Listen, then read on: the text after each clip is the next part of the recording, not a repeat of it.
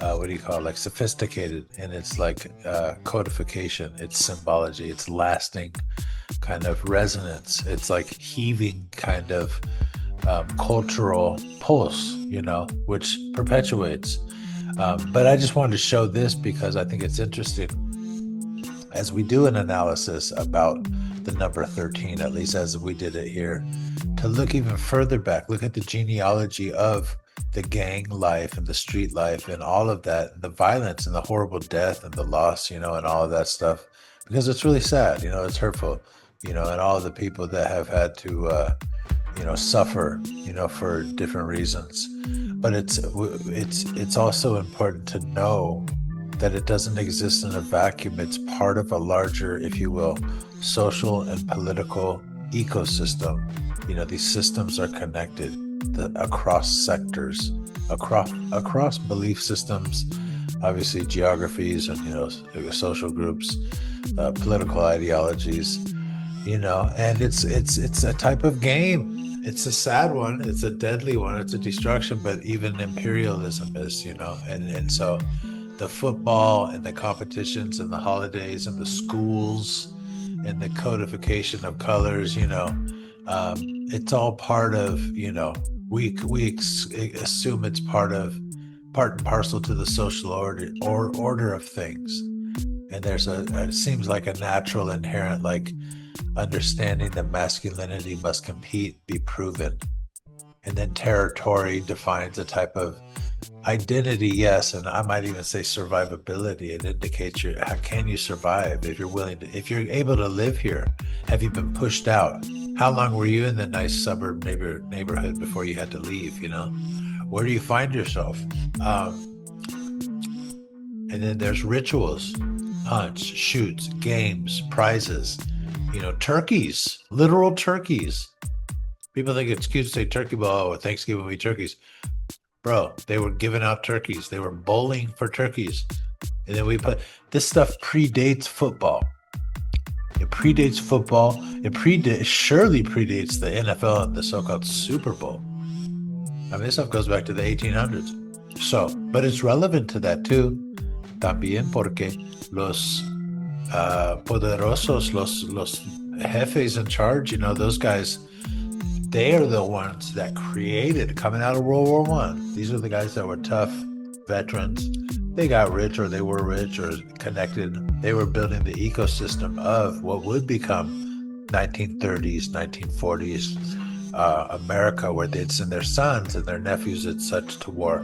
But they were coming out of that, and for their sons, they created these games, specifically among the Ivy League schools. These football games, I don't know that beyond that, it probably comes from something before that. It's gotta probably come like, slaves were probably making this shit up. They probably made this stuff up. I don't know about slaves, but I'll say this. There definitely are records of pre-colonial people in the southeastern coast of the United States. I'm saying specifically South Carolina, Florida, down that area way, maybe on the other side of Florida, I think down that way, who were noted to be by different explorers to be one dark skinned with curly hair and very adept at ball games, ball games. They didn't specify what ball games. I could pull up the reference, but I'm not going to right now because I don't have the time. But I got it. Can't remember who it was. I think that was Peter Martyr. I feel like that was Peter Martyr that said that one. But they were very, very adept at playing with some type of ball, some type of ball game. Sounds like a footy type of situation, but maybe it predates football. Anyway, they made up football so that their sons, who are very privileged young men and in Ivy League institutions, could become toughened without having to go to war. I said they got toughened by playing this game.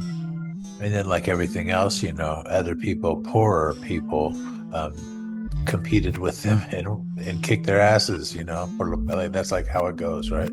Even in the what do you call it? The debate competitions. The prisoners in New York, I think it was, beat the Harvard, team in debate, crushed them. Anyway, all of these things are connected, and then it becomes systematized. It becomes a religion. It becomes a festival. We legitimize it with our school colors, our school football teams, the hero of the football team, the heroic figure of the school, and all the hierarchy that comes with that. How does that inform the gang, the street culture? How many times have you heard a story about a gang adopting a color because of its school, or adopting people from the sport team, or is it the toughest dudes are on the team, they want to compete, and they also happen to be kicking it and getting in the fight, doing the thing. So it's all kind of connected.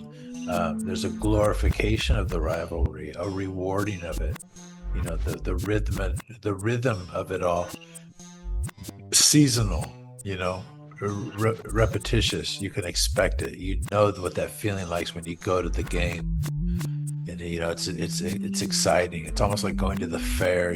Something might happen, and then all these mythologies and these narratives, these myths, and all this stuff persists beyond the school, beyond the gang, beyond the street, beyond the symbols, beyond the territory, beyond the concepts of if you're a man or not. And we can see how it ultimately is interconnected to larger things beyond us. So I just want to say that. I don't feel like there was anything else I wanted to say. Okay, I can't do that. I thought there might have been one more that was like cool to share, but I'm not going to. I gotta say,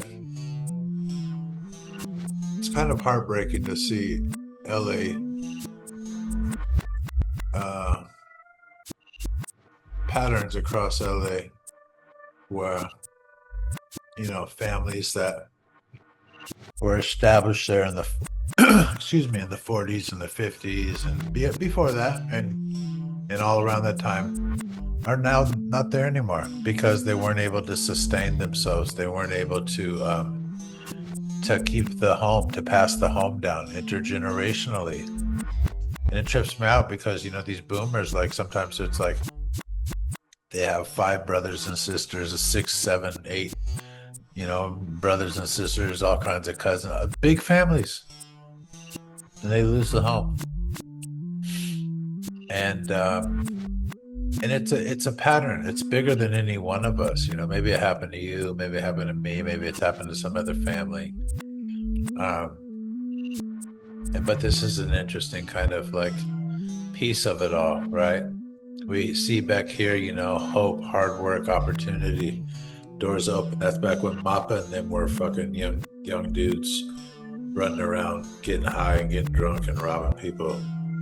They didn't believe, they probably never, who knows? I don't know, pass judgment.